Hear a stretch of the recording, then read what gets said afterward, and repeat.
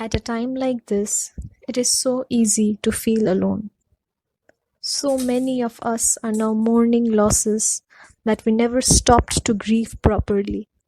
The death of our grandparents and loved ones, The leaving of a city we called home, or living alone, cooped up in hostels far away from home, the separation from friends and lovers.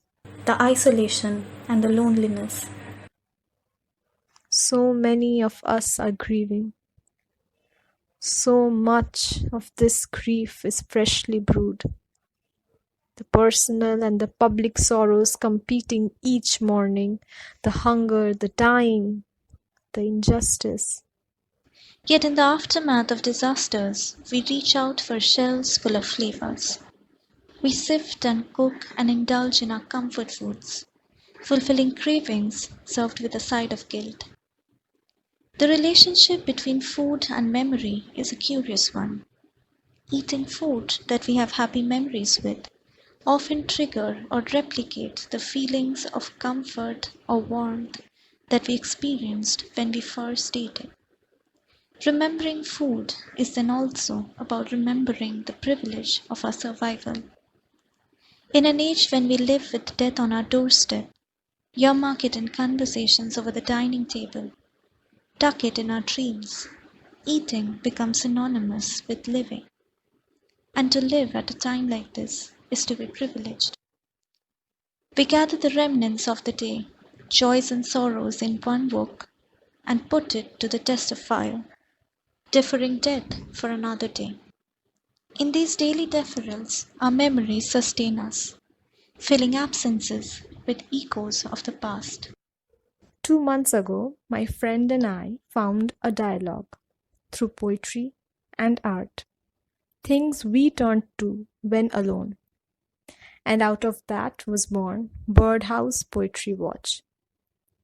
Back then, we decided our first issue was going to be on food memories, the remembering of who we are, the palettes we have inherited, or borrowed, or even created for ourselves. And we invited submissions. This was going to be a celebration, but not simply of food.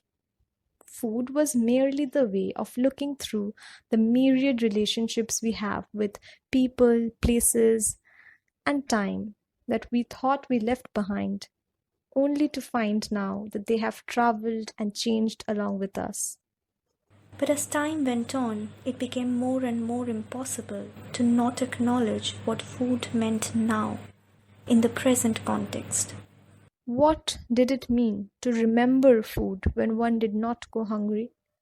How do we talk about our relationship with food when the hands that worked in the kitchen to prepare it are met with degradation and insult? Was it going to be yet another exercise in loneliness through ignorance and exclusion? Both of us decided to postpone the posts for a while and discuss the possibilities. There was no right answer. Neither of us wanted to use hunger to sell not hunger, but not trying to find an answer, no matter how flawed, couldn't be the answer either. This was when we began getting beautiful memories that needed to be told, especially because even though we had no fixed structure in our minds when we asked for submissions, we were amazed to see how humble most of these dishes were and how familiar these stories. At this time, it is impossible to not acknowledge the stark reality of food as necessity. And we sincerely hope that the upcoming posts won't make you forget that, as my friend says, the opposite of food is hunger.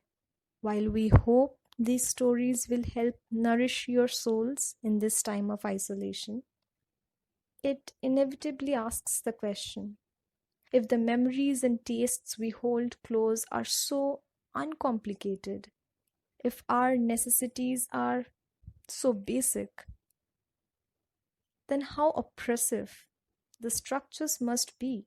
to have turned these basic things into luxuries.